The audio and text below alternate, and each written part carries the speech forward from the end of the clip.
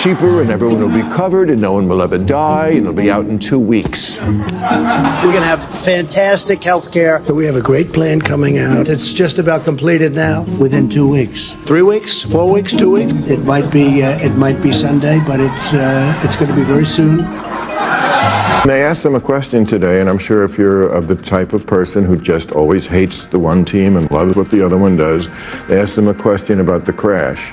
They said, will you visit the crash site? Now, every other politician would go, of course, it was a tragedy. And he went, it's the water. What do you want me to do, swim there? You know? And I was like, exactly, fuck right. You're exactly right. It's a stupid question, and you got just the answer you deserve. If you're thinking, wait, is that really Bill Maher saying this? You're not alone. The left is scratching their heads as Maher, known for his sharp humor and blunt opinions, has been relentlessly calling out woke liberals and Democrats, with a level of honesty that's stirring up controversy. In recent episodes, he's questioned extreme ideologies, exposed hypocrisy, and held up a mirror to the media's fear-driven narratives. But it was his reaction to critics after a bombshell survey, one that completely undercut the Biden administration, that really shook things up. The numbers didn't just tell a story, they dealt a serious blow to their credibility. And Maher, he didn't hesitate for a second. His response was sharp, unapologetic, and left many wondering, could this be a turning point in the conversation? And they asked them a question today, and I'm sure if you're of the type of person who just always hates the one team and loves what the other one does, they asked them a question about the crash. They said, will you visit the crash site? Now, every other politician would go, of course, it was a tragedy. And he went, it's the water. What do you want me to do, swim there? You know? And I was like, exactly, fuck right. You're exactly right. It's a stupid question, and you got just the answer you deserve. And it gets even crazier. This statistic surpasses the combined totals from all 3 previous presidents, yet the left keeps looking the other way. But that's not even the most shocking part. Just wait until you hear how Bill Maher tackled the explosive issue of abortion. His blunt approach cut through the noise and exposed who would actually be affected. But the real shocker? The Democratic. Research findings left everyone stunned. What Maher uncovered goes way beyond party politics. And you won't believe who's at the center of it all. In the wake of America about to lose abortion rights, the ACLU recently tweeted a list of those who would be disproportionately harmed by this. You would think women might top that list? No, wasn't even on the list. Second on the list was LGBT. Really?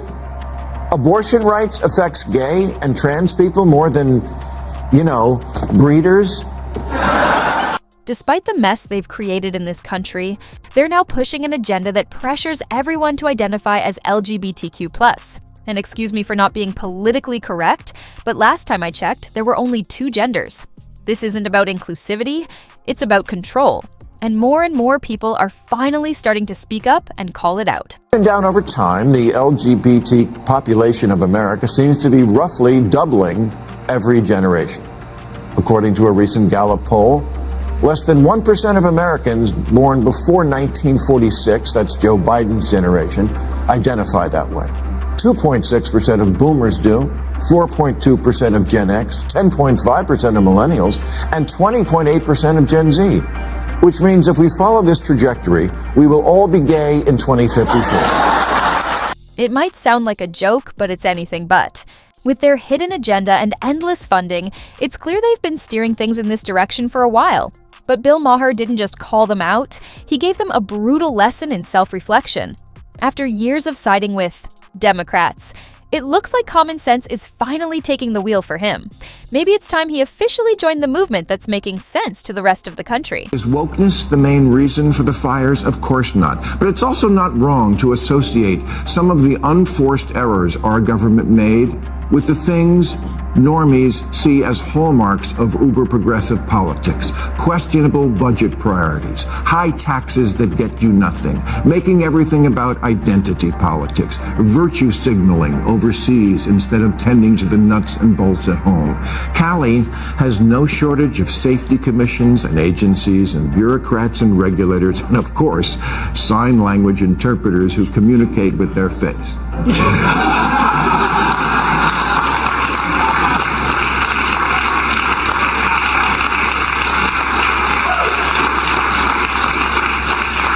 But common sense, we better get some of that back soon, because wildfires in California are like boob jobs in a strip club. Inevitable, and they're only going to get bigger. For me, this was the most honest and insightful thing Bill Maher has ever said.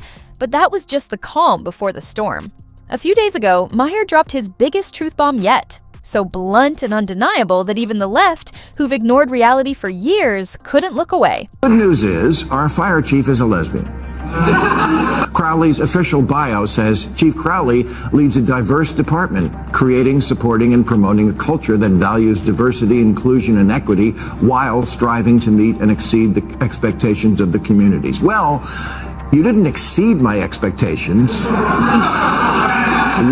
which was that the whole city wouldn't burn down.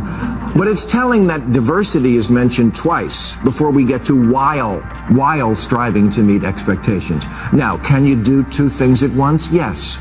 But it matters where your head is. Deputy Chief Kristen Larson said this. You want to see somebody that responds to your house, your emergency, whether it's a medical call or a fire call, that looks like you. Which would sound kind of racist if a Southern sheriff said it. Who teaches people this bullshit? No one cares what someone looks like when they're pulling you out of a burning house. I still can't believe we've reached a point where diversity is prioritized over excellence. But Bill Maher didn't hold back. He tackled the issue head-on, dismantling the woke agenda piece by piece. From empty rhetoric to broken promises, he called out the blatant hypocrisy, especially the ones from Kamala Harris's campaign that never delivered. They asked him a question today, and I'm sure if you're of the type of person who just always hates the one team and loves what the other one does, they asked him a question about the crash. They said, will you visit the crash site? Now, every other politician would go, of course, it was a tragedy. And he went, it's the water. What do you want me to do, swim there? You know? And I was like, exactly, fuck right, you're exactly right. It's a stupid question, and you got just the answer you deserve. And just like that, Bill Maher dropped a reality check so sharp it had everyone talking. His bold take left no room for sugarcoating, and whether people agreed or not, one thing was clear: he wasn't holding back. Now, it's your turn to weigh in. Do you think Maher was spot on, or do you see things differently? Let us know in the comments. We're all about open discussion and real talk. So don't be shy.